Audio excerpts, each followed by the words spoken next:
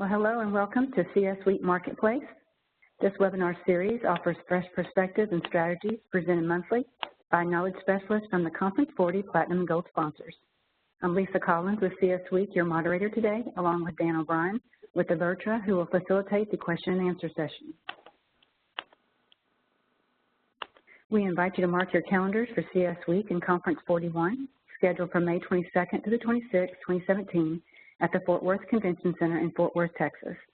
Please watch your email and our social media channels for registration information later this fall. This program will be recorded and available for playback along with our other archive presentations. You will find it by selecting Marketplace under the Webinars drop-down menu from the csweek.org homepage.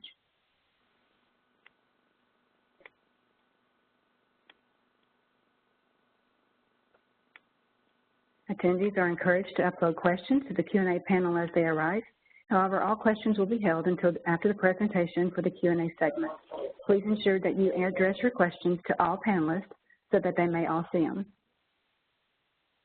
Today's program will be looking at the Internet of Things and what that looks like for Avertra and ZPryme. And at this time, I'll turn it over to Dan O'Brien and his team for the presentation.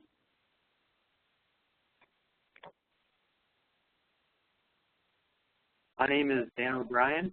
I am Director of Business Development for Avertra and will be the moderator for today's webinar. We have an exciting agenda today for you guys.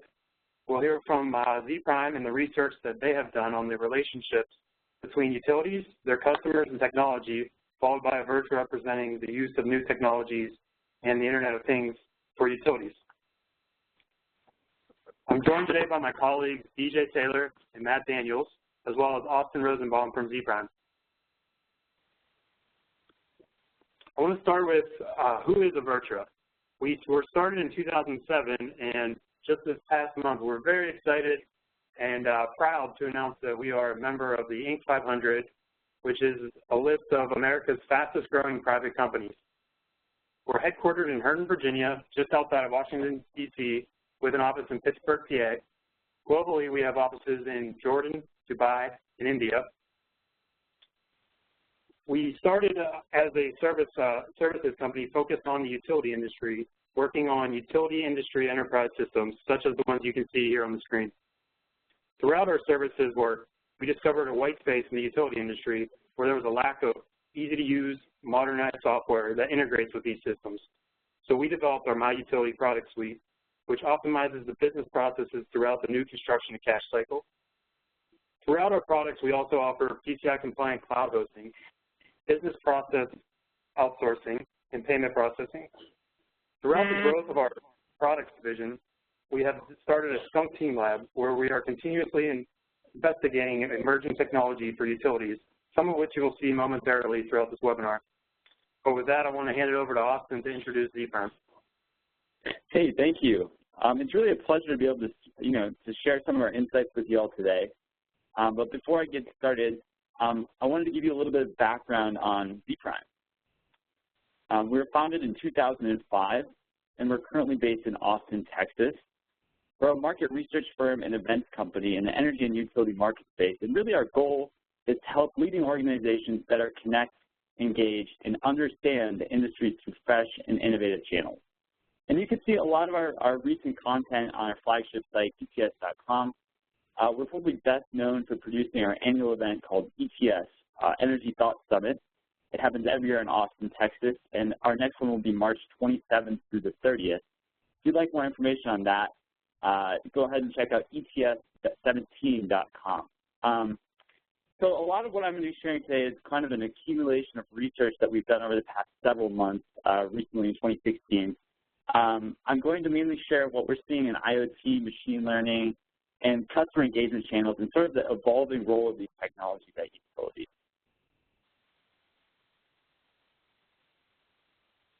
So if you could go forward one more. Here's something that we're seeing from a recent Chaos Index survey where we looked at all of the change and disruption that's really happening in the industry. And really this chart frames the discussions for the drivers of change, especially around the idea that we're moving to a more distributed energy model. Really one that's more reliant on clean energy, distributed energy resources, really utilizes more technology and better, more interactive customer service and engagement. It also really lends itself to the discussion around the potential for really new business models, transactive energy, microgrids, sort of like the digitalization of energy and all those things that people are really talking about.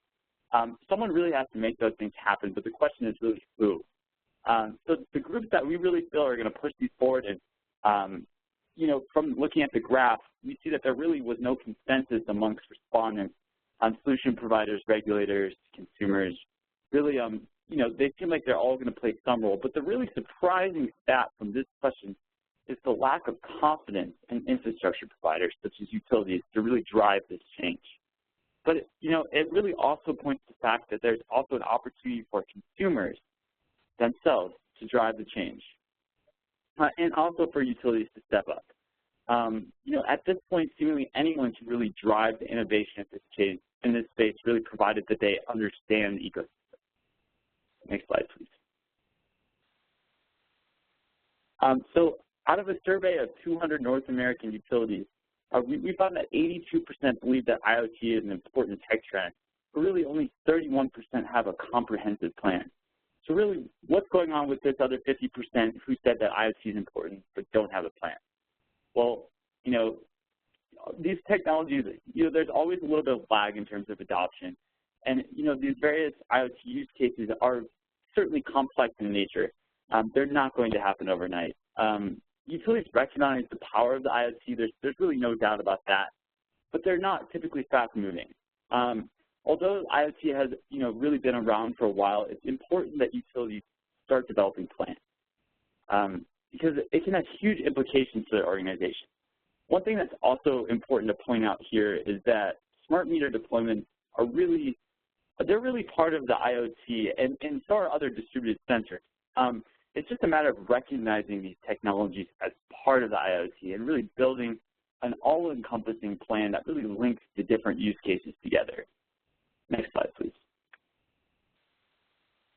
So when we look at the top 5 benefits of the IoT, we really see customer service, energy efficiency, improved data decision-making as the areas that are going to have the most positive impact on utility operations.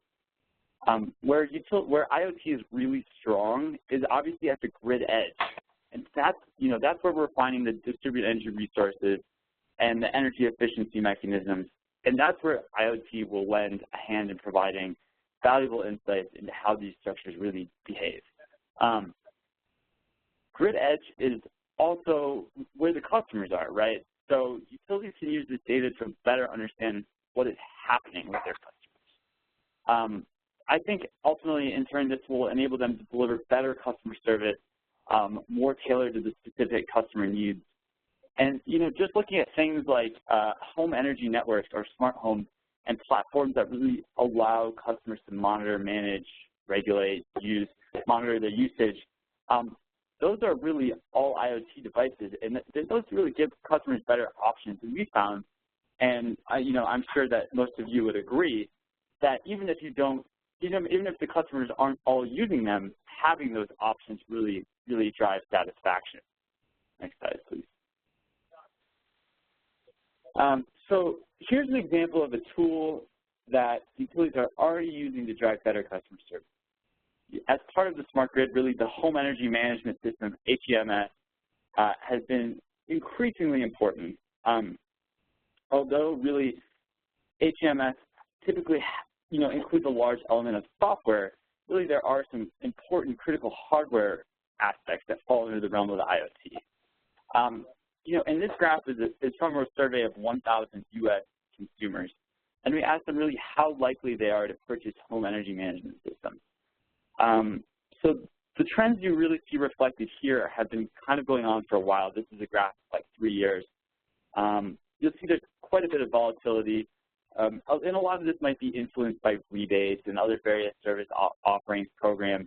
But really, in general, there's this steady growth in IoT adoption amongst consumers, and we see that trend also following suit for utilities. Next slide, please. Okay, so when really asked about machine learning, from the 88 utilities that we surveyed, about 73% feel that machine learning will be influential to utilities, and 83% feel that machine learning is practical. Now, I realize that machine learning is sort of a new term, and it might also be called cognitive computing or neural learning. But to give you guys a better understanding of what that really is for those that might not be as familiar, it's like giving a computer the ability to learn and make adaptations like a human brain would on its own through basically like everyday experiences and encounters with new things. And although IoT is really ahead of machine learning in terms of familiarity and adoption within utilities, it's important to really consider both as a partnership for delivering a more self-sufficient grid. One of the best demonstrations of this partnership is really looking at outage management.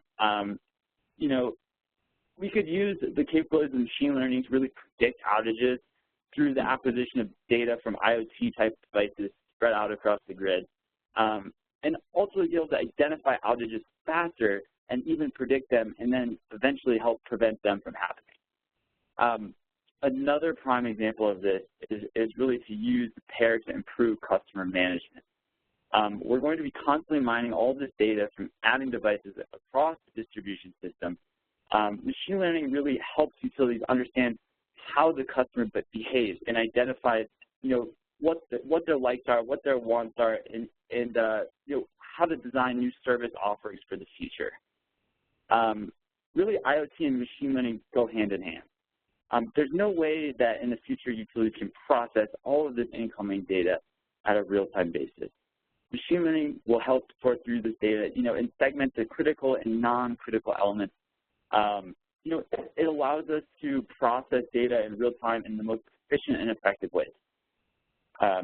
I think that's ultimately why machine learning will be so valuable for utilities. You know, it's this element of being able to predict and prepare for various events and scenarios. And I think that goes for both the customers and the assets. Next slide, please.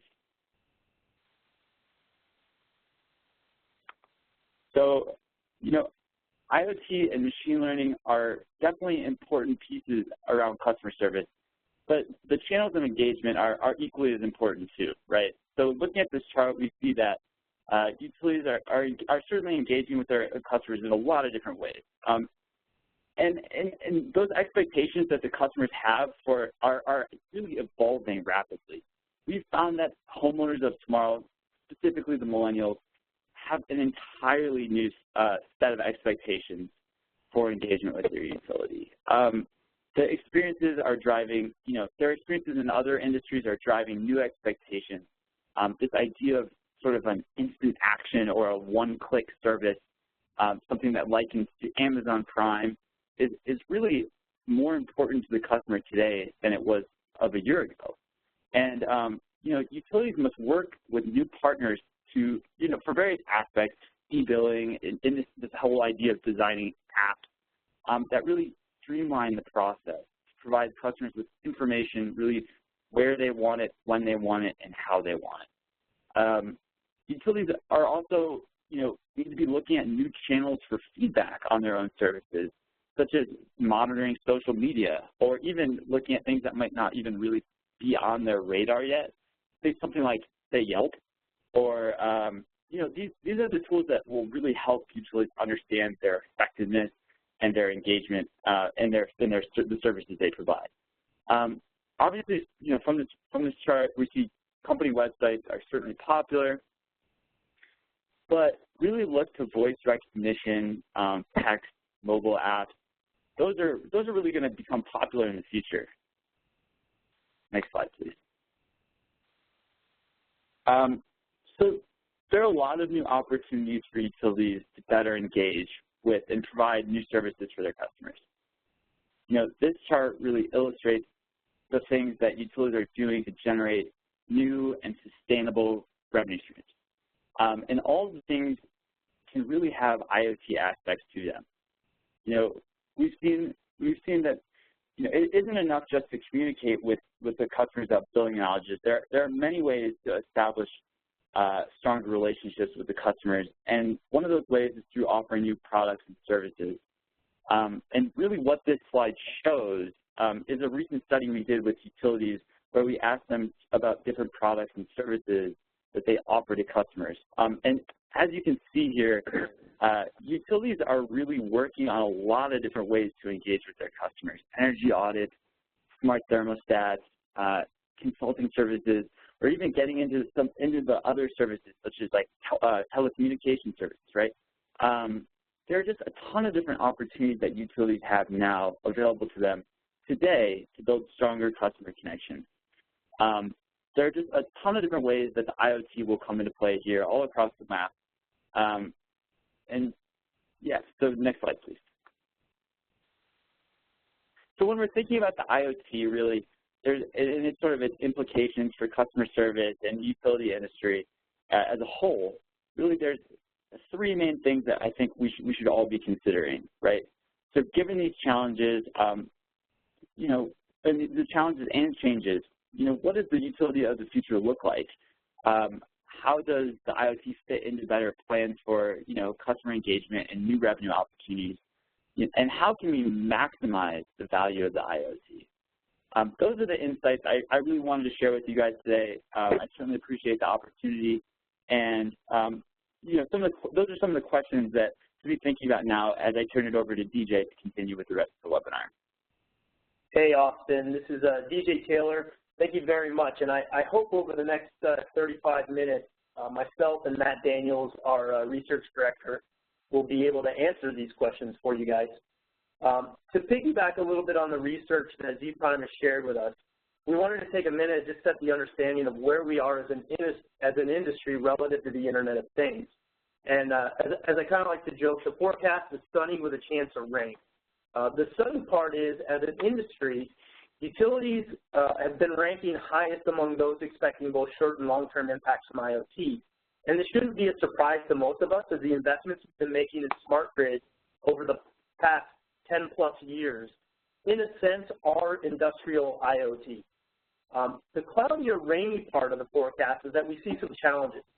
While the understanding of the Internet of Things among executives and senior management and utilities ranked higher than most industries, it's still measuring at a little over half, or 50%.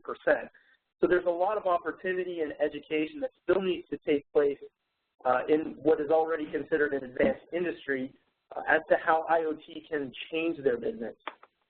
And of course, lastly, we're seeing some familiar challenges that I've heard. I'm sure many of those on this call have heard as well during my years of delivery and technology in our industry. Some of those main changes, and it's a bit of an eye strain, this chart here, but what you can see is that the light green bars that I've highlighted with the arrows are the utilities industry. And what it's really showing is that the utility industry in itself expects that there be a resistance to new processes, shocking, risk associated with change, never heard of change management before, and of course obtaining the staff and skills associated with these new technologies. And this is something in just about every industry conference that I've gone to in the last 5 years, maybe even beyond that, is a constant battle of identifying skills and resources to keep up with technology as it evolves. These are common concerns and risks, whether you're replacing a CIS solution, whether you're changing from a paper-based work order to a mobile workforce solution, and of course now that we're introducing this new world of IoT. And this is really why we started some of our R&D initiatives in these areas. As Dan O'Brien had mentioned in his overview of Avertra, our products division had set up an IoT lab, a skunkworks team, if you will, to prototype innovation into our industry that's not associated with the traditional smart grid or asset management functions that the industry has already been adopting. So we try to look at IoT a little bit differently. Now, given that one of our flagship clients is People's Natural Gas, and having worked myself with multiple natural gas distributors, Mobile Gas in Alabama, Fortis, DC, National Fuel Gas, we looked at a universally critical process of emergency gas orders. And just to put this into perspective, on some natural gas emergencies, incidents involving natural gas cause, on average, about 17 fatalities a year and about $133 million in property damage annually. And according to Scientific American, just leaks of natural gas are costing consumers about $2 billion a year. So what's really shockingly is, we hear a lot about the need to replace the infrastructure of our country. And when you look at the pace of infrastructure within the natural gas industry, it's not surprising that we have a very broad range of the time frame in which natural gas industry is replacing its infrastructure. So I think 80 years is when the city of Philadelphia expected to have their existing infrastructure fully replaced. And the city of Baltimore was projecting all the way out to 140 years before their infrastructure would be replaced. So when you look at a gas industry that already has an infrastructure that may be in some cases over 100 years old, what we may be able to see is that there's going to be an increase in these potential fatalities, right, as these assets potentially fail, if we don't come up with some other mechanisms and ways of sort of identifying problems before they happen. And two of the more recent incidences you may have heard in the news, just in April there was a home explosion in Salem, Pennsylvania, and really just about a week and a half ago in Silver Spring, Maryland, which is my parents' hometown, there was an apartment complex that exploded, and I think to date there's been 7 confirmed fatalities. So the gravity of this process is very real to the utility industry. So what we wanted to do is look at the emergency order process today. It's full of latencies, right? And so perhaps the most critical is that a human is usually required to smell and detect gas in the first place. And once they do, it's a manual call to either the utility or perhaps 911. And inevitably, communication between those two entities may need to occur, creating yet another point of latency. So once the utility has received a call, they're usually pretty efficient at creating the orders, but those will often have to go to a dispatcher for determination of the nearest and the appropriately skilled technician that can quickly get on the scene. And of course, what you don't know is have all of the potential parties that could be at or approaching the location been notified of this potential emergency, right? So this is the challenge that utilities had. And what we tasked ourselves with was, when we look at IoT, not just from a device standpoint, but from a business process and emergency orders, how do we detect leaks quickly, and in this case, maybe even without human initiation? How can we reduce the time frame so that we notify all parties instantly? And of course, what we're trying to accomplish is improve safety. Now, we kind of think that there's 2 revenue opportunities in this for utilities, and the first one could be actually just selling an IoT device, right, with a customer alert functionality, much like you might have a Google Nest in your home that can give you as an individual consumer updates. But the second, and probably the more lucrative opportunity, is to actually provide a monitoring and response service associated with the device, in which the software is integrated with your enterprise applications and potentially even those applications of the municipality, like a 911 dispatch. So what we've done is we've partnered with a company called Raspberry Pi to prototype a natural gas sensor, which is packaged with messaging and integration capabilities. Now, for those of you who are not familiar with Raspberry Pi, they've actually created a credit card-sized computer. It's actually the UK's best-selling personal computer. And in November of last year, they launched a model that the total cost was just $5 US. So when analysts are telling us that there's going to be 26 billion devices by 2020, which is nearly 3 devices for every human on the planet, it's not going to be through the adoption of $600 smartphones and tablets, but through low-cost integrated devices with ever-expanding capabilities. So we packaged the Raspberry Pi with both a message-oriented middleware and a light footprint of our My Correspondence module, which allows for the definition of channel management by the consumer if they want to receive notifications on other channels of choice, such as Facebook or Twitter. And we also packaged that Raspberry with APIs that contain the necessary information for integrating with key enterprise applications. For example, your customer engagement solution, like Avertra's My Agent, or your legacy CIS or CRM solution.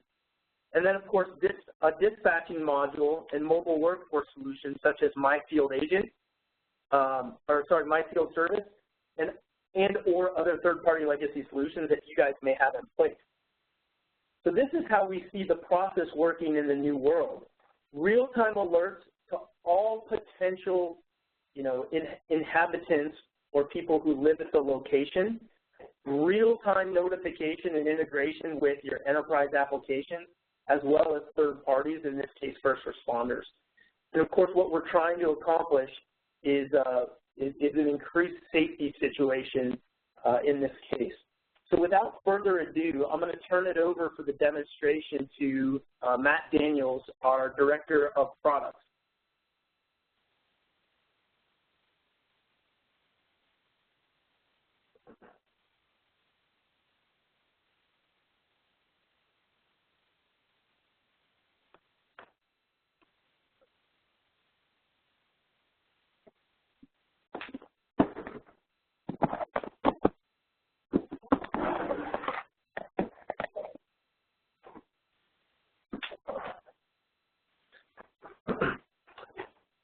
All right, thanks, DJ.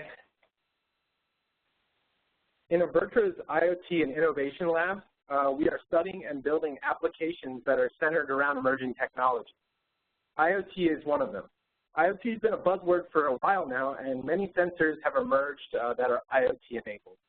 While the information these sensors communicate is very valuable, it's still what you do with the data, the actions you take based on that data, and the communication channels that you leverage that make the value of IoT real. To demonstrate this value, we've integrated a gas sensor device we built using a Raspberry Pi. It comes with a lightweight messaging middleware and a set of APIs that integrate with our utility-focused product line. The APIs that we built for the sensor itself were designed to enable integration to common utility software systems. It integrates out of the box with our product line or with like products that have open API capability. We are building and standardizing a utility-focused IoT integration framework. Using this combination of technologies, we're going to show you, as a gas company, how you can begin utilizing the Internet of Things for emergency response situations. This scenario takes place in a small city where there are several actors at play. Your field operation headquarters is having a normal busy day. Field technicians are going about their daily work throughout the city. And your customer is busy at work. That customer recently purchased an IoT-enabled gas sensor, registered it with your rapid emergency response program, and because you're an innovative utility, you're also running Avertra's My Utility product line suite that sits on top of your existing enterprise system. This scenario starts in your customer's home. It really could be anyone.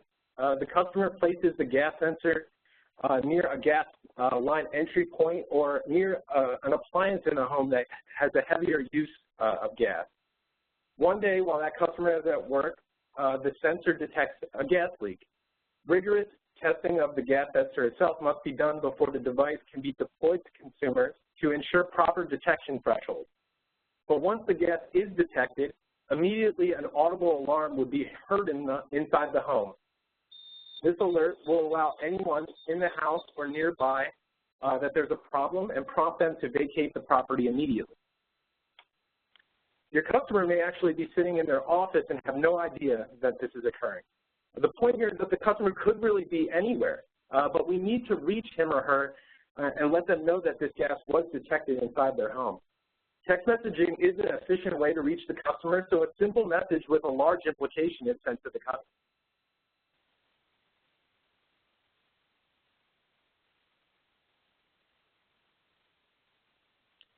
Text messaging or sending a voice message to other customers who live nearby is another way we can widen the safety net in this scenario to warn people around the customer's property that a leak is occurring and they also need to vacate the area.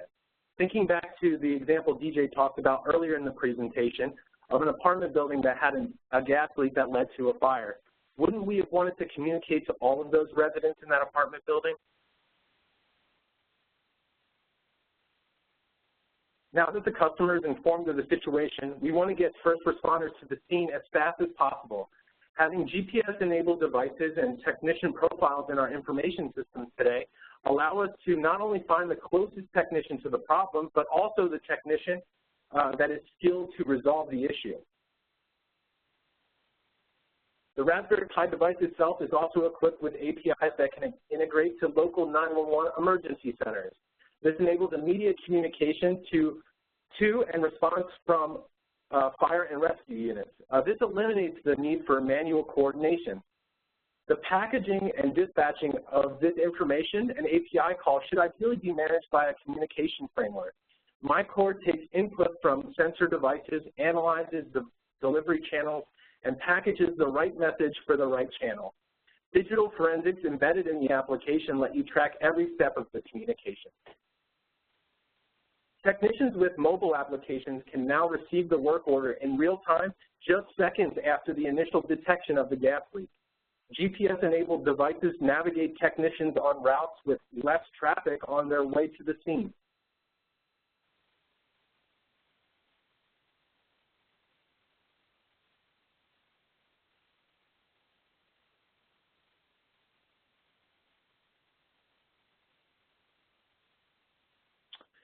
Asset maps accessible on the mobile device immediately display to the technician the point of resolution. Being able to see the curb stop valve on the lateral and receiving turn-by-turn navigation directly to the spot they need to be to cut the gas reduces resolution time. Onboard documentation will answer questions the technician has along the way to the house. Now that we're capturing this work order data and updating it in real time, customer self-service solutions will allow customers to view the exact and accurate status of the work order from any location. Still nervous, the customer calls the call center to check the status of the situation. Agents using a utility-focused and process-optimized call center application will quickly be able to find the correct customer. The gas sensor notification is shown immediately to the agent in their alert panel in case the customer has not vacated the home yet and can be instructed to do so immediately.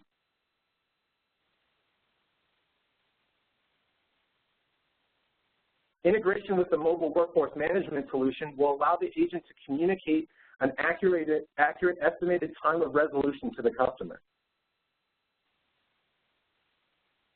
The fast response now has the technician on site where he can quickly cut the gas to the home at the curb. He documents his work and completes the work order. Text messages are sent to the customer to inform them the work is completed and the order status is updated and broadcasted back into the ecosystem. Emergency responders arrive shortly after.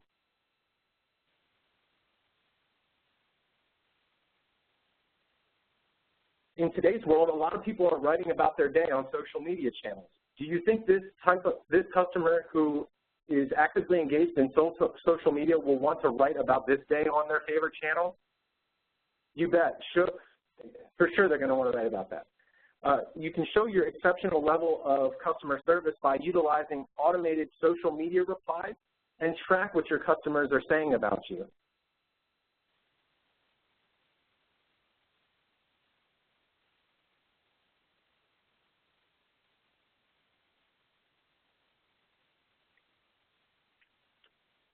This tweet might be the end of the process, but the ongoing initiative to increase customer and employee safety will never end. Keep in mind that it was not just the sensor that potentially saved lives and property damage today. It was the supporting applications, processes, and communication channels that made it all possible. While yes, IoT is here and available to you today, do you have all the pieces in place to truly leverage the potential it creates? What is your IoT plan? If you don't have one or want to review the path you're currently on, feel free to give us a call and we can help.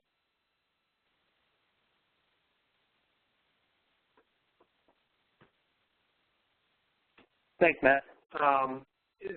Going forward, if anybody has any questions, feel free to enter them into the Q&A box, and we'll try to get to them as soon as we can.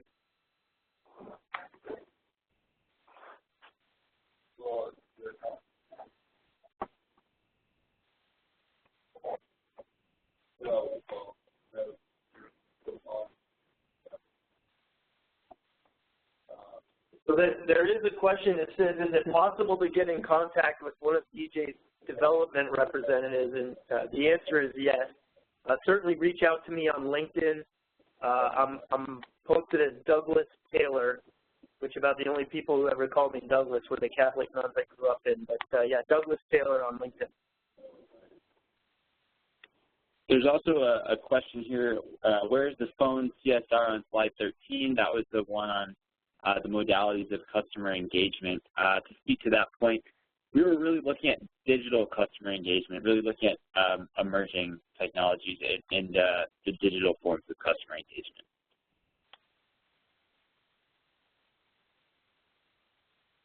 Thanks, Austin. Any other questions?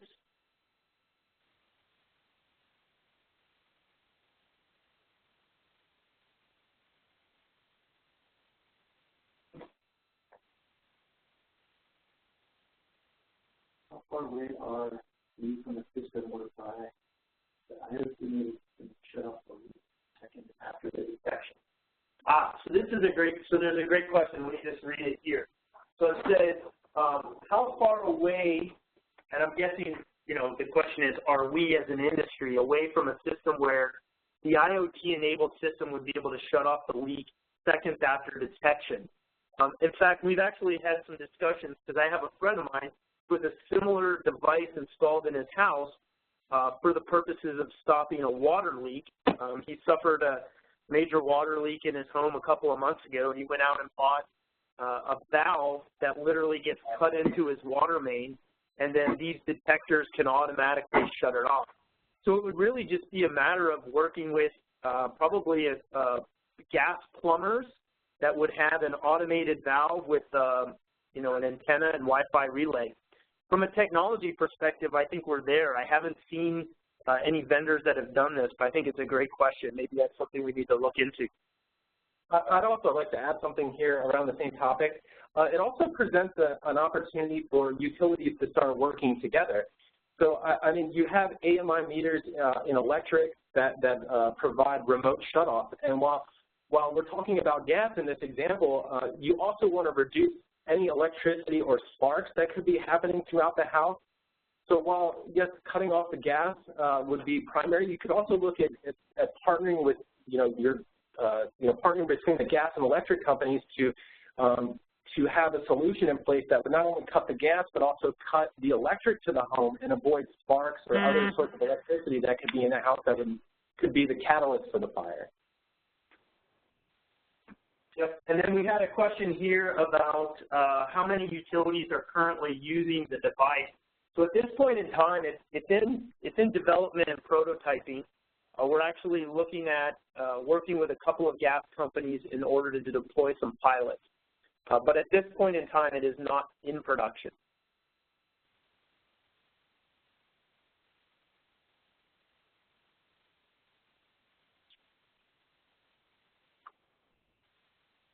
And just any other questions, send them along. Yeah, kind of around that same point, DJ, about the device itself, I hope, one of the takeaways from the presentation too is, all these sensors are out there. We hope that we could demonstrate here the needed steps that you would want to also prepare your utility to take before introducing sensors into this ecosystem, while having that data communicated out. And of course, there's some basic functions of the device itself, like text messaging the customer directly, that can have immediate benefit. To optimize the business process itself, we want to make sure that we are capturing the correct data, making sure our address data is accurate. That's always been a pain point, to keep that data clean in our systems. And we're analyzing what is the minimal data requirement across this business process, so that we can also help you guys understand, is it a limitation of the data I'm storing to be able to, have the process optimized to this level? Do I need to, put in a new communication framework that'll support kind of the communication between all the stakeholders in this scenario? So while the IoT device itself is beneficial, we also have to think about the steps we would need to take leading up to its implementation. So there's also a question here about false detection. Is that a concern with utilities? And actually, with some of the utilities that we've spoken with as we started our prototyping, was that, yes, that is a concern, especially depending on what sort of processes are you initiating and automating? And in fact, the gas sensor has a range of sensitivities that it can detect. So certainly what you may want to do is have the device detect a certain parts per million of gas, where it may say, hey, this is a minor leak, and maybe what we want to do is, you know, clearly notify the people living at the premise and generate a service order as opposed to an emergency order. Whereas if it detects a large amount of gas, in other words, the hose has become, you know, disconnected from an appliance, or there's a significant amount of gas that's begun to pool in a short period of time, then you may trigger other APIs that would then, for example, initiate first responders to come on the scene. So the device could actually be smart enough to determine what APIs and what processes should be triggered based on how it's detecting the gas. And of course, those are things that we're looking to work with utilities to determine how they would best want to set those parameters. So it is something that we're addressing, and we kind of, you know, we've had that been raised, and certainly a good question. Thank you.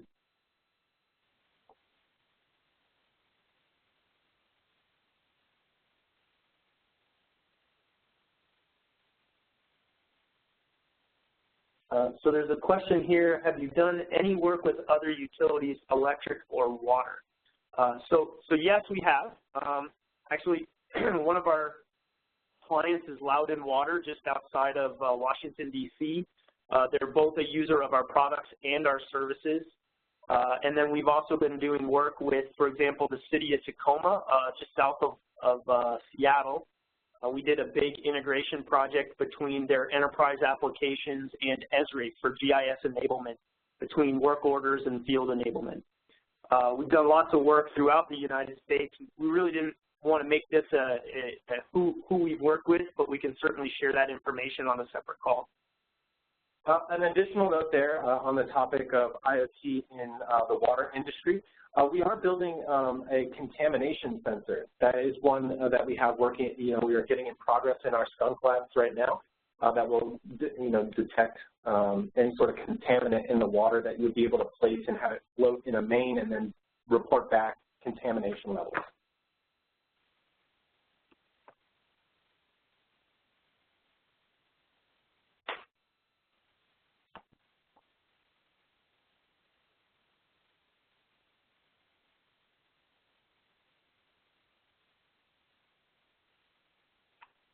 We're just looking at some of these other questions coming in here real quick. Okay, so the question we have, what are the connectivity requirements for the device within the customer's home, and can you detail it? So the prototype we have in place right now does work off of a Wi-Fi connection, so it would pair up with you know, the customer's in-home Wi-Fi. The registration process would happen on the device itself as it's tied to the service location and registered through a cloud application. But there's a connection established between the application on board on the device and then a website-based website-based registration process. So there is a question here about our TCPA compliance, which I believe is referencing the Telephone Consumer Protection Act.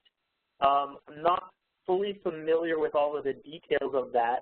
I know it's got some language in there about being able to contact customers via cell phone services. I'm assuming that may or may not be related to the text messaging that's also available. But keep in mind that it's actually the consumer who would purchase this device and then would register their own phone call, their own phone numbers or other channels of choice that they want to be communicated with. So I think, again, not being fully familiar with TCPA, I believe because the consumer is actually doing that registration that they would be waiving their compliance in that. Okay, another question here. Does the device allow customers to push data and notifications to utilities to identify leaks through their mobile app? So our My Customer application does come with a mobile application. We do have a submit or report emergency functionality inside there. So yes, they could submit, you know, a notification that way. Also, in that integrated scenario that we're talking about, any in-home gas sensor device that they would have, we could also do push notifications through the app itself. So not just a text message, you would actually get that as a push notification through the app.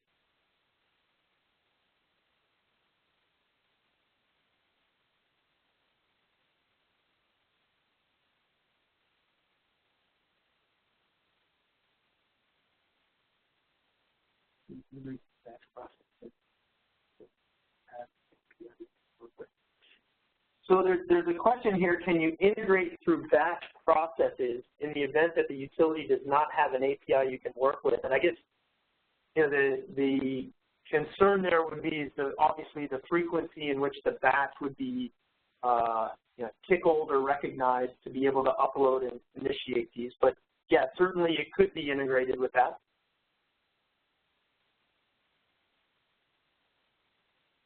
Okay, so this question I think was follow up to the TCPA compliance. The customer would have waived consent, but you stated that you could notify neighbors and they would not have given permission. So I think in the example that we were thinking of was, and we were kind of discussing the unfortunate accident in Silver Spring, Maryland, where if it was an apartment complex, at the property management level, this could be something that property managers could offer to all of the inhabitants of an apartment complex. So to the question, I guess, yeah, I won't call out the questionnaire, but it's a good point. We wouldn't have the registration of, let's say, just someone next door unless they were actually given consent to their neighbor to do that, probably an unlikely scenario.